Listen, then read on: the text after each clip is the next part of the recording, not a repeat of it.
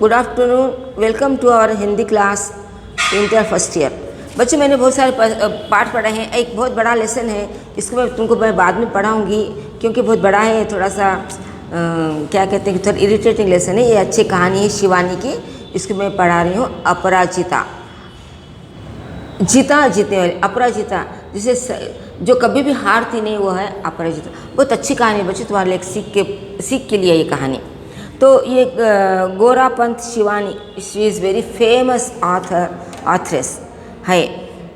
तो उसने बहुत सारी कहानियाँ लिखी है बच्चों। उसका थोड़ा सा इंट्रोडक्शन देने के बाद मैं लेसन को पढ़ाती हूँ।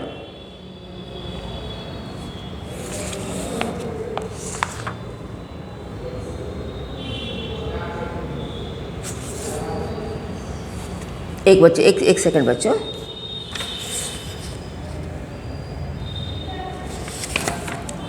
गोरापंत हिंदी की प्रसिद्ध उपन्यासकार है। वे शिवानी उपनाम से लिखा करती है। उसका नाम है गौरा, पर उसका उन्हें उपमान, उसका टाइटल दिया है Shivani. I like that name, Shivani. उनका जन्म सन 1923 में गुजरात के पास राजकोट शहर में हुआ था। शिवानी के पिता की अश्विनी कुमार पांडे राजकोट में स्थित राजकुमार कॉलेज के प्रिंसिपल से, जो कालांतर में मानबदर और रामपुर को रियासतों के दीवान भी रहे। शिवानी की माता और पिता दोनों ही विद्वान, संगीत प्रेमी और कई भाषाओं के ज्ञाता थे। यानी कि इनके पिता का नाम अश्विनी कुमार पांडे था। ये बहुत बड़े रियासत के मालिक थे। एक गांव के समझो राजा थे, दीवान थे। और ये दोनों माँ बाप बड़े एजुकेटेड थे, बड़े विद्वान थे, गाने में बड़े विद्वान थे। और इनको कई भाषाओं का ज्ञान था, इनको कई भाषाएं आती थी। शिवानी ने पश्चिम बंगाल के शांति निकेतन से बीए किया। शांति निकेतन किसका मालूम है बच्चों? रविंद्रनाथ टैगोर का शांति निकेतन। वहाँ बहुत अच्छे एजुकेशन होते हैं। जैसे कि अभी आजकल का जो बोलबाला है, वो पतंजलि के वहाँ के जो बच्चे पढ़ते हैं, या गुरुकुल में जो बच्चे पढ़ते हैं, ये शहर के वातावरण से दूर उनका एक सिस्टमेटिक होता है। उनको हर चीज़ सिखाई जाती है, आर्ट, कल्चर, वेदांत वगैरह सारी की ज्ञान उनको होता है। और ये बहुत हाईली एजुकेटेड, एक क्या कहते हैं कि बहुत हमारे को एक प्रकार की एक शक्ति देता है, जो हमारे एजुकेशन सिस्टम से वो बिल्कुल अलग होता है। एक्सरसाइज, योगा, सब कुछ वहाँ पर सिखाते हैं। ये शांति निकेतन हमारे गुरुदेव रविंद्रनाथ टैगोर द्वारा स्थापित एक केंद्र है। वहाँ से इन्होंने पास किया था। थोड़े लोगों ने क्या किया है, पुट्टुपुर्ति स्वामी साईं बाबा, जो कहाँ है वो, पुट्टुपुर्ति में है, वहाँ का एजुकेशन बड़ा अच्छा होता है। और उन्होंने कई संस्थाएं भी खुली रखी है लोगों के लिए। तो ये लोगों ने जो कार्य किए हैं, लोगों की भलाई के लिए ही कार्य किए हैं। साहित्य और संगीत के प्रति एक गहरा रुझान शिवानी को अपने माता पिता से मिला था। साहित्य तो लिटरेचर, इसलिए अच्छी अच्छी कहानी लिखती है।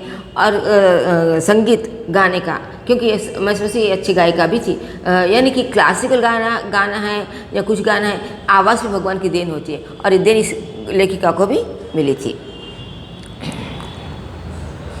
शिवानी के पितामह संस्कृत के प्रकाट विद्वान पंडित हरिराम पांडे, जो बनारस हिंदी विश्वविद्यालय में धर्मोपदेशक थे।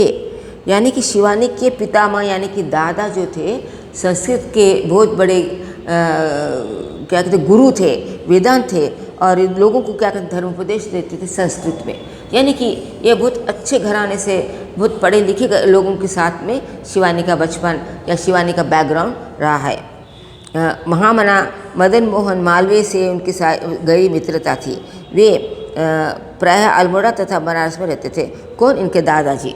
और मदन मालवीय जी एक बहुत बड़े हमारे देश के देशभक्त थे। इनके साथ इनके दादा की बड़ी दोस्ती थी, इसके कारण शायद शिवानी में भी देश प्रेम की भावना होगी। अतः शिवानी का बचपन अपनी बड़ी बहन तथा भाई के साथ दादाजी की छत्रछाया के उक्त स्थानों पर बीता। उक्त स्थान यानी कि बनारस में और अल्मोड़ा में बीता। शिवानी की किशोरावस्था शांति निकेतन में और युवावस्था अपने शिक्षाविद पति के साथ उत्तर प्रदेश के विभिन्न भागों से बीती। उनका निधन सन 203 में हुआ। यानी कि इनका इनकी मृत्यु अगर कम से कम कितने साल हो गए हैं बच्चों, अगर सोचो तो 17 साल अभी यानी कि 203 यानी कि, तो इस 17 यहाँ अभी तक ये जीवित थे। अरे मुझे मिलने का चांस मिला होता तो अच्छा रहता। तो एक अच्छे घराने की, बहुत संस्कृत घराने की, अच्छे पति की पत्नी थी जिसको सारी चीज़ें विरासत में मिली थी, जिसके भगवान की एक देन माना जाता है। शिवानी की रामचीन रचना इस प्रकार है। कृष्णकली, कालिंदी, अतिथि, पुतो वाली, चाल खुसरो पर अपने स्मशान चंपा, मायापुरी, कैजा, गेंदा, भैरवी, स्वयंसिद्धा, उच्चकन्या, रतिविलाप, आकाश, सभी उपन्यास, चरैवित यात्रिक, सभी यात्रा विवरण शिवानी की श्रेष्ठ कहानी है। शिवानी की मशहूर कहानियाँ झरोखा, तृणमाला की हंसी, सभी कहानी संग्रह, अमोदर, शांति निकेतन, स्मृति कला, वाता पंचालक, सुरगम, बहुत सारी कहानियाँ इसने लिखी है। भारत सरकार ने सन 1982 में उन्हें हिंदी साहित्य के उत्कृष्ट सेवा के लिए पद्मश्री पुरस्कार से सम्मानित किया। हिंदी साहित्य जगत में शिवानी एक ऐसी शख्सियत रही जिसकी हिंदी, संस्कृत, गुजराती, बंगाली, उर्दू तथा अंग्रेज़ी पर अच्छी पकड़ थी, और जो अपनी कृतियों में उत्तर प्रदेश के कुमायूं क्षेत्र में आसपास की लोक संस्कृति झलक देखने और किरदारों के बेमिसाल चरित्र चित्रण के लिए जानी गई। उनकी अधिकतर कहानियाँ और उपन्यास नारी प्रधान रहे हैं। उसमें उन्होंने नायिका के सौंदर्य और उसके चरित्र का वर्णन बड़े रोचक ढंग से किया है। तो हिमालय के पास, हिमालय की घाटी में कुमायूं एक जाति होती है। तो यहाँ के लोग, एक पाठ था बच्चा हम लोगों के लिए कि वहाँ एक लड़की रहती है, उसकी शादी हो जाती है और वो मतलब कि खुले मैदान, पहाड़ी इलाके में रहती है। हिमालय पहाड़ी इलाका रहता है, तो वहाँ से वो क्या होती है, नीचे प्लेन जगह पर नीचे उतर के आती है। तो वो वातावरण से ये वातावरण वो बर्दाश्त नहीं कर सकती, या कि गर्मी बर्दाश्त नहीं कर सकती, और जब वो शादियों को आती है तो सास वो सताती है। ये कुमाऊं जाति की कहानी के बारे में बता रहे तुम्हारे को। तो उसके बाद से ये जो लड़की होती है, ये क्या करती है, अपनी माँ को हमेशा पूछती है कि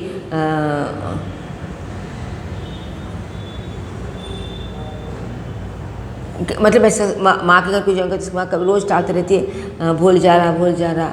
तो वहाँ पर एक पक्षी रोज़ बात सुनते रहती है, लड़की की मृत्यु हो जाती है, और वो लड़की क्या कर, तो वो पक्षी ने जब हमेशा एक साल में एक बार आता है, और जहाँ पर जब याद से आते हैं वहाँ पर बैठकर वो गाता है, कुछ गाना गाते रहता है। तो ये कुमाऊं जाति की कहानी शिवानी की हमारी किताब में भी थी लास्ट ईयर। कभी कभी अपराजित कहानी हम लोग पढ़ रहे बच्चों। अचानक ही विधाता हमें ऐसे विलक्षण व्यक्तित्व से मिला देता है जिसे देख स्वयं अपने जीवन की रिक्तता बहुत छोटी लगने लगती है। हमें तब लगता है कि भले ही इस अंतर्यामी ने हमें जीवन में सभी अकस्मात अकारण ही दंडित कर दिया हो, किंतु हमारे किसी अंग को हमसे विच्छिन्न कर हमें उसकी वंचित हो तो नहीं किया। फिर भी हम में कौन ऐसा मानव है जो अपनी विपत्ति के कठिन क्षण में विधाता को दोषी नहीं ठहरा था। बच्चों, ये बात अब भी मैंने क्लास शुरू होने के पहले कही है कि हम लोग भगवान से हमेशा कोई ना कोई चीज़ के लिए क्या करते हैं, उसको दोषी ठहराते हैं, उसको दोष देते हैं और कहते हैं भगवान तुमने मेरे साथ ऐसा क्यों किया, जबकि हमारे साथ आँख, कान, नाक, बुद्धि, अच्छा घर, अच्छे माता पिता, अच्छी शिक्षा हमारे पास हमको भगवान ने दिए, तो हमको उसके प्रति आभार प्रकट करना चाहिए। पर हमारे जो लोग हैं, जो इंसान हैं, इन चीज़ से कभी भी वह संतुष्ट नहीं है कि भगवान कोई ना कोई उसमें कहीं ना कहीं पर उसमें क्या होता है, नुक्स निकलता है। तो यहाँ पर हमारे जो लेखिका है वो कह रही है कि भगवान ने हमें हर चीज़ देने के बाद में ये चीज़ क्यों नहीं दी, इसके लिए हम क्या करते हैं, उसको दोषी ठहराते हैं, कभी कभी अपने आप को दोषी ठहराते। तो मेरा कहने का मतलब है कि हम हमारे पास जो कुछ है, तो जिसके पास ये सारी चीज़ें नहीं हैं, हमको उसको देख कर संतुष्ट होना चाहिए कि भगवान ने मुझे ये सब कुछ दिया है, मैं अच्छी हूँ, मुझे अच्छा खाने के लिए मिल रहा है, मेरे पास अच्छा घर है, मेरे माँ बाप है, मेरे अच्छे भाई बहन हैं, मेरे बाजू के लोग अच्छे हैं, मैं खुद अच्छी हूँ क्योंकि मेरे को अच्छे संस्कार मिले हैं, और जो कुछ मिला है ये सारी भगवान की देन है, इसलिए हमको हमेशा संतुष्ट रहना चाहिए।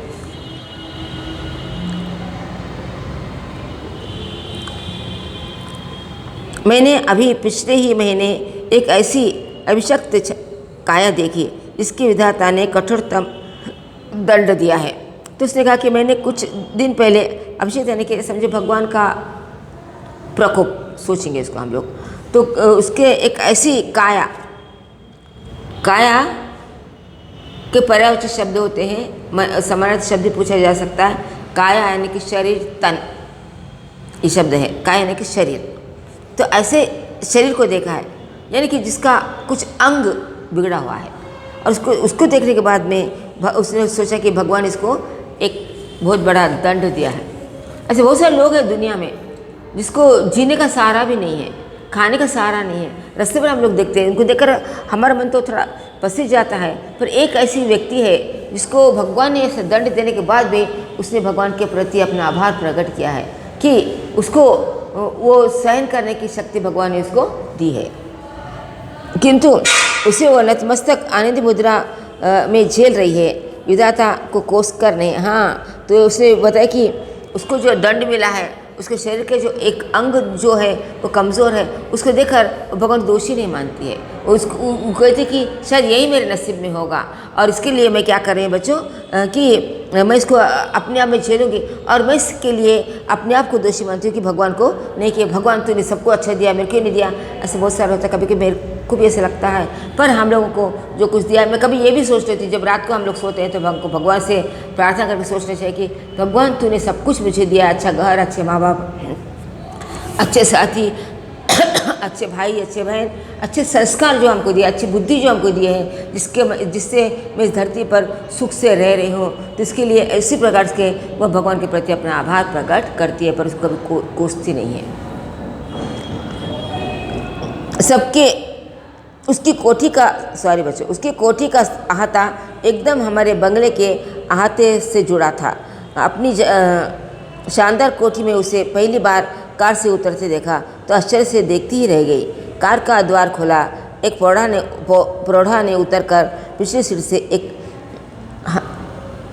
व्हील चेयर निकालकर सामने रख दी और भीतर चली गई। दूसरे क्षण धीरे धीरे बिना किसी सहारे के कार से एक युवती ने अपने निर्जीव निचले धड़ को बड़ी दक्षता से नीचे उतारा, फिर बैसाखियों से ही व्हील चेयर तक पहुंची, उसमें बैठ गई और बड़ी तटस्थता से उसे स्वयं चलाती कोठी के भीतर चली गई।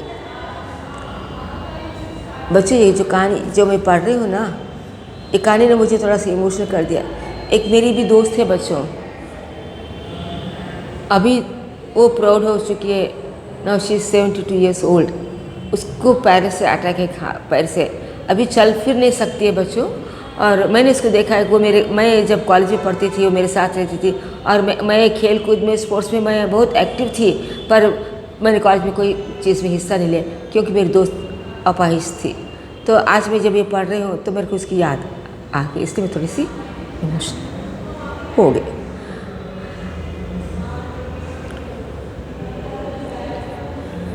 तो बच्चों, शिवानी ने बताया कि उसके कोठी के सामने उसका एक घर था। उसने उसको जब उसने उसको पहली बार देखा था तो वो जो एक कार में से उतरी, उसने देखा कि एक कार आकर उसके आंगन में ठहर गई है। उस कार से एक लड़की, एक प्रौढ़ा यानी कि एडल्ट स्त्री उसमें से उतरी है। उस स्त्री उतर के उसने क्या व्हील चेयर ला कर रख दी और खुद अंदर चले गए। और उसने फिर लेखिका ने देखा कि जो व्हील चेयर रखी थी तो कार में से जो एक लड़की उतरी है, वो लड़की क्या अपाहिज है, उसका नीचे का जो पैर का जो हिस्सा जो है, कमर के नीचे का हिस्सा, वो चल नहीं फिर सक रहा है, और उसमें इतनी हिम्मत है वो स्वयं कार से उतरी है, बैसाखी लकड़ी का सहारे से उतरी, व्हीलचेयर पर बैठी और व्हीलचेयर को वो खुद चलाते हुए अंदर गए। उस व्हीलचेयर को चलाने के लिए उसने किसकी भी मदद नहीं ली। उसे स्वयं चलाती कोठरी भीतर चली गई और वो कोई नहीं लेखिका देखी हुई एक स्त्री थी। मैं फिर नित्य नियत समय पर उसका यह विचित्र आवागमन देखती रही, आश्चर्यचकित रह जाती, ठीक जैसे कोई मशाल बटन खटखटाती अपना काम किए चली जा रही हो। तो अब इसने जब देखा तो इसकी उत्सुकता बढ़ गई और हमारी लेखिका जो थी इसको हमेशा देखने का कार्यक्रम उसने चलाया। धीरे धीरे मेरा उससे परिचय हुआ। कहानी सुन तो मैं दंग रह गई। नीति के प्रत्येक कठोर आघात को अति अमानवीय धैर्य एक साहस से झेलती वह वित्तीय भर की लड़की मुझे किसी देवगना से कम नहीं लगी। मैं चाहती हूँ कि मेरी पंक्तियों को उदास आंखों वाला ये गोरा उजले वस्त्रों से सज्जित लखनऊ का मेघावी युवक भी पढ़े, जिसे मैंने कुछ माह पूर्व अपनी बहन के यहाँ देखा था। वह IAS की परीक्षा देने इलाहाबाद गया। लौटते समय किसी स्टेशन पर चाय लेने उतरा कि गाड़ी चल पड़ी। चलती ट्रेन में हाथ से कुल्हड़ सहित चढ़ने के प्रयास में गिरा और पहिए के नीचे हाथ पड़ गया। प्राण तो बच गए पर दायां हाथ चला गया। उस विच्छिन्न भुजा के साथ धीरे धीरे वह मानसिक संतुलन भी खो बैठा। पहले दुख भुलाने के लिए नशे की गोलियां खाने लगा और अब नूर मंजिल की शरण गया है। केवल एक हाथ खोकर ही अपने हथियार डाल दिए। इस चंद्रा जिसकी निचला धड़ ही निष्प्राण मांसपिंड मात्र 60 उत्वल है। चेहरे पर विषाद की एक रेखा भी नहीं। बुद्धि क्षिप्त दीप्त, आँखों के अदम्य उत्साह, प्रतिपल प्रतिक्षण भरपूर जीने की उत्कट जिज्ञासा और फिर कैसी कैसी महत्वाकांक्षा।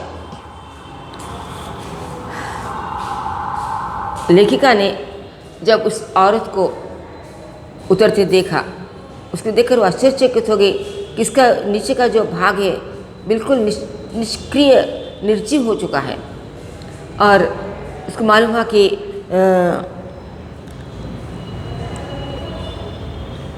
जो लड़की है इसमें कितना साहस है। एक देवगना है, भगवान की देन है, ये भगवान की बेटी है, ये सारी चीज़ों को सह रही है। और लेखिका के क्या के सानिध्य में साथ में एक लड़का आया था जो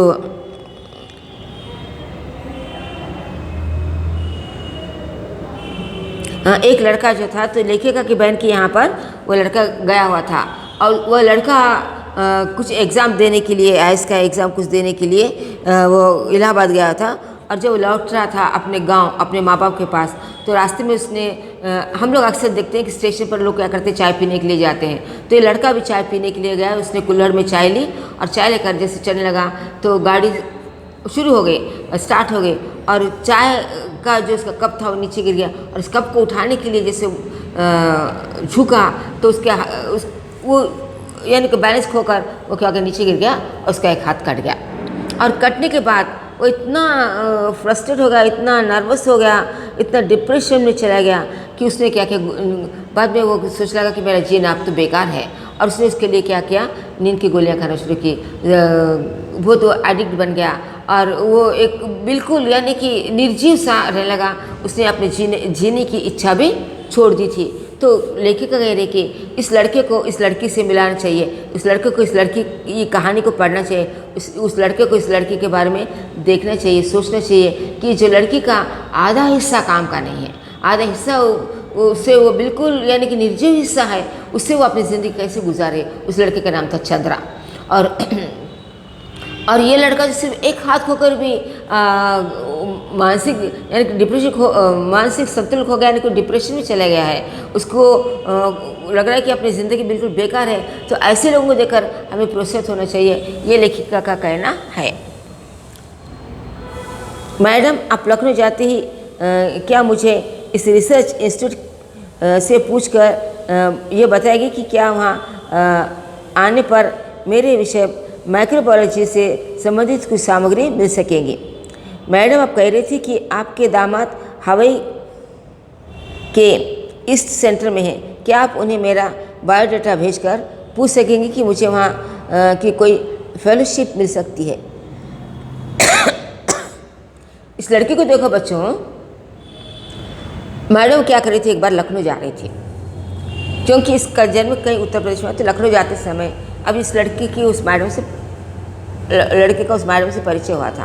तो उसने कहा कि अगर तुम वहाँ जा रही है तो वहाँ के इंस्टीट्यूट में जाकर तुम क्या करो, एक इंस्टीट्यूट का उसने नाम बताया कि वहाँ जाकर पूछो कि मैं अगर वहाँ पर गई तो वो जो माइक्रोबायोलॉजी जो कुछ भी लिख रहे उसके बारे में उसको कुछ सामग्री, उसको कुछ मालूमात चाहिए थी, उसको कुछ वहाँ से कुछ रिसर्च के लिए कुछ मदद चाहिए थी, क्या वो वहाँ पर उसको मिल सकती है? इसने इंस्टीट्यूट जाकर पूछने की कोशिश की। तब उसने और भी ये बताया कि लेखक के पति जो थे, लेखक के दामाद यानी कि बेटे का पति, वो कुछ अच्छे से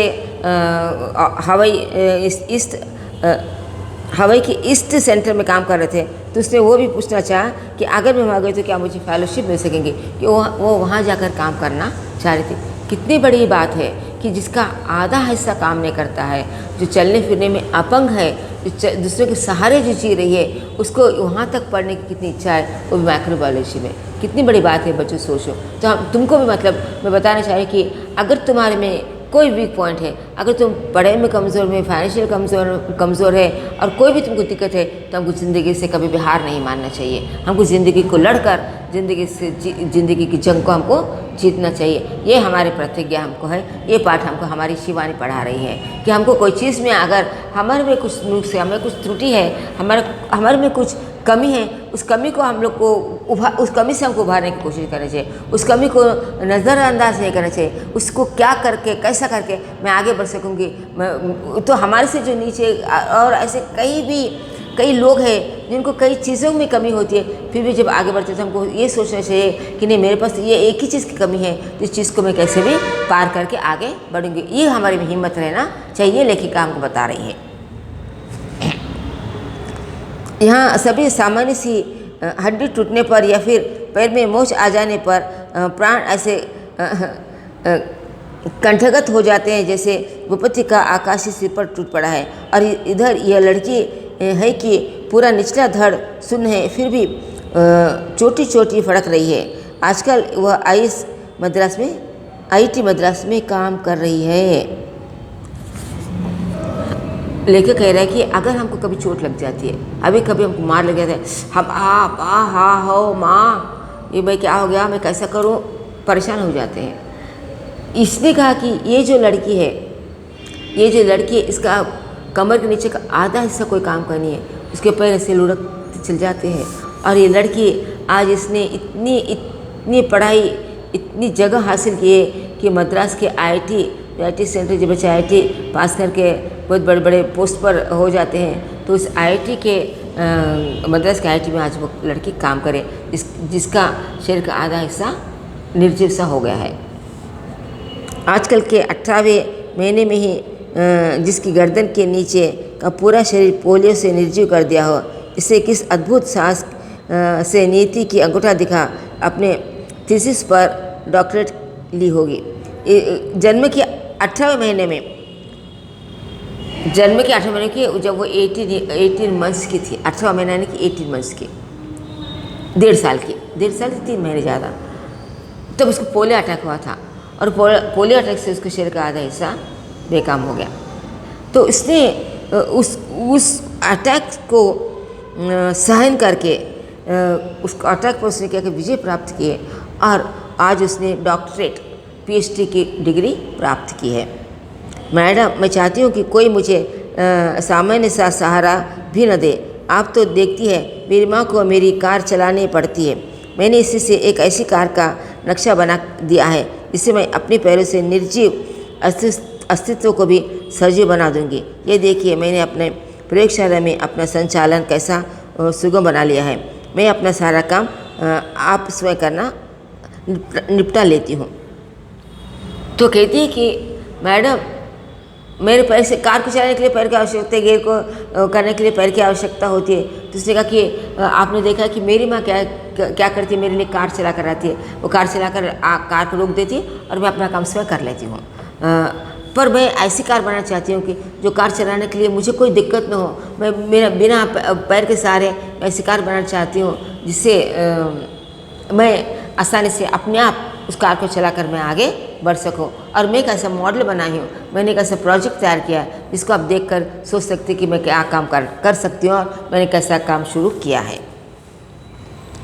उसने मुझे तस्वीरें दिखाई। समस्त सामग्री उसके हाथों की पहुँच तक ऐसी भरी थी कि निचला हिस्सा ऊपर उठाए बिना ही वह मनचाही सामग्री मेज पर उतार सकती थी। किंतु उसकी आज की इस पटुता के पीछे एक दुर्गम कठिन अभ्यास की यातनाप्रद भूमिका से डॉक्टर चंद्रा के प्रोफेसर के शब्दों में, यानी कि चंद्रा का जो शरीर का नीचा हिस्सा जो क्या कहते हैं कि बेकाम हो चुका था, इस चंद्रा ने स्वयं कैसे काम किया है। अपना वो प्रोजेक्ट खुद करती थी। वो नीचे से कोई चीज़ को उठाना है तो जो झुककर ले सकते हैं, हमको पैर के सारे नीचे झुकना पड़ता है, ये भी वो नहीं कर सकती थी। पर उसने ऐसा काम किया कि उस काम को करने के लिए उसने स्वयं को अपने आप उस काम करने के लिए स्वयं को उस प्रकार से तैयार किया। और उसके जो प्रोफेसर थे, उन प्रोफेसर ने उसके बारे में कुछ पंक्तियाँ लिखी हैं। बच्चों, मैं पढ़ती हूँ अगर समय है तो। सर कितना टाइम है? 5 मिनट है। तो एक उनके जो प्रोफेसर ने उस लड़की के बारे में, चंद्रा के बारे में जो बात कही है, मैं तुमको यहाँ पर एक बार पढ़कर सुनाती हूँ। हमने आज तक 2 व्यक्तियों द्वारा सम्मानित रूप में नोबेल पुरस्कार पाने के ही विषय में सुना था, किंतु आज हम शायद पहली बार इस पीएचडी के विषय में भी कह सकते हैं। तो उनके जो प्रोफेसर थे, जो उनके जो गाइड थे, डॉक्टर सुब्रमण्यम, उन्होंने कहा है कि हम लोगों जो अच्छे खासे लोग हैं, जो नाक, आँख, हाथ, पैर, दिमाग से जो अच्छे, उनको पीएचडी दी है, हम लोगों ने उनके बारे में सुना है, वो भी इसके लायक है। पर मैं इस लड़की के बारे में मैं बताना चाहता हूँ कि जिसके पास यानी कि कोई शक्ति नहीं है, या जिसका कुछ शरीर का कुछ हिस्सा ना उसके लिए कमज़ोर है, मैं इसके बारे में यहाँ पर बताना चाहता हूँ। ये पैराग्राफ पढ़कर मैं कल समझा दूँगी। विषय में भी कह सकते हैं। देखा जाए तो यह डॉक्टरेट की संयुक्त रूप में मिलनी चाहिए। डॉक्टर चंद्रा और उसकी अद्भुत साहसी जननी श्रीमती सुब्रमण्यम को, श्रीमती टी सुब्रमण्यम, मैंने सुब्रमण्यम उनकी गाइड बताया, गाइड नहीं है ये इनकी माँ है। तो उसने कहा कि जो कुछ काम करते हैं, जो पीएचडी की डिग्री प्राप्त करते हैं, तो उसके लिए सरकार उनको सम्मानित करती है। पर मैं यहाँ पर जिसको सम्मानित करने वाला हूँ, उसके साथ ये सामूहिक रूप से, संयुक्त रूप से, साथ में दोनों को मैं ये उपहार, ये डिग्री देना चाहता हूँ। एक तो है डॉक्टर चंद्रा, जिसने स्वयं कार्य किया है, और दूसरी है टी सुब्रमण्यम, श्रीमती टी सुब्रमण्यम, जो इनकी माता जी है, और जिसने कभी अपने सास ने कहा कि अरे मेरी बेटी ऐसे हो गई, और इसने कभी इसके ऊपर चिड़फिड़ नहीं की, इसके ऊपर गुस्सा नहीं किया, और उसका वो हमेशा साथ देती रही। और जिसके सहारे, जिसके मदद से वो लड़की आज पीएचडी की डिग्री प्राप्त करके मद्रास IIT में काम कर रही है।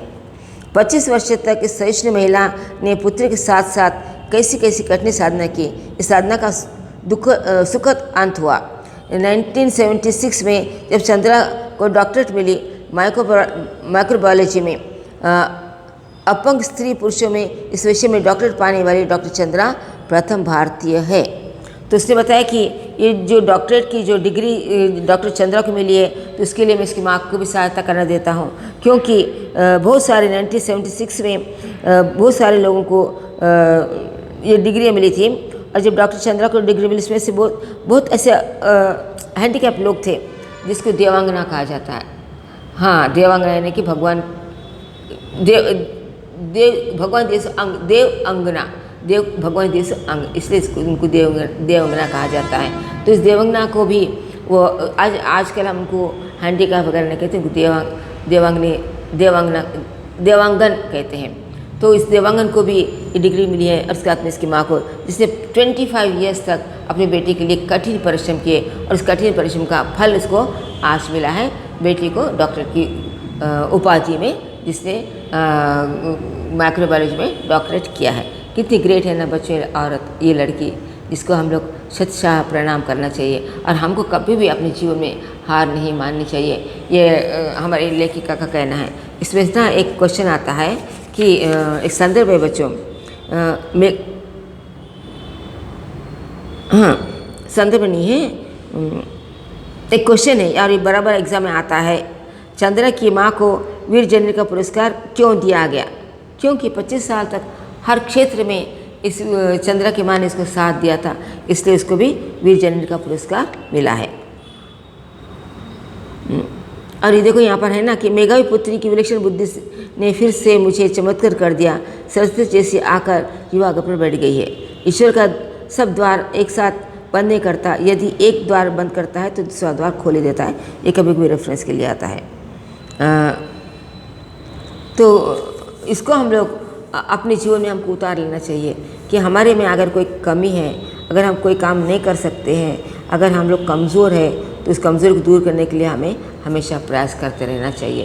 ये सीख हमको इस क्या कहते हैं कि शिवानी ने हमको सिखाई।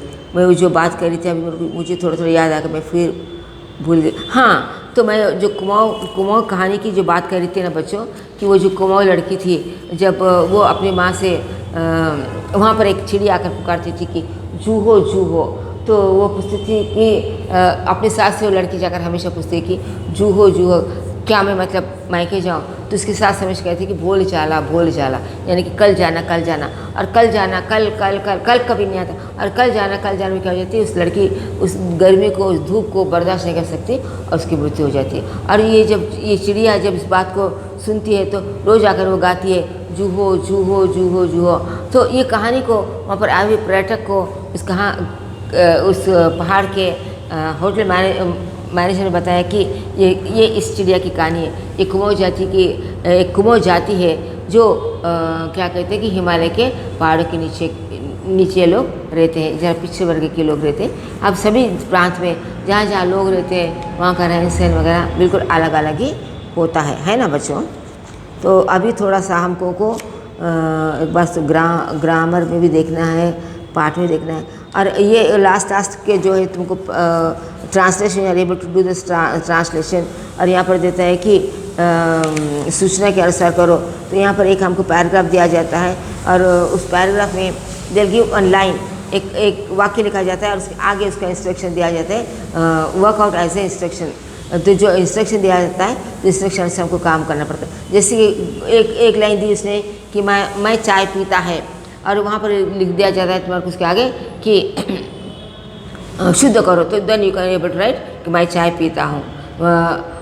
वह चाय पीता है, लिंग बदलो, तो वह चाय पीता है, वह के लिए कोई लिंग नहीं होता है। तो हमको क्या कर रहा है वहाँ पर, वह चाय पीती है। तो निर्देश के अनुसार according to the sentence we have to change that line और द सेंटेंस चिल्ड्रन। यह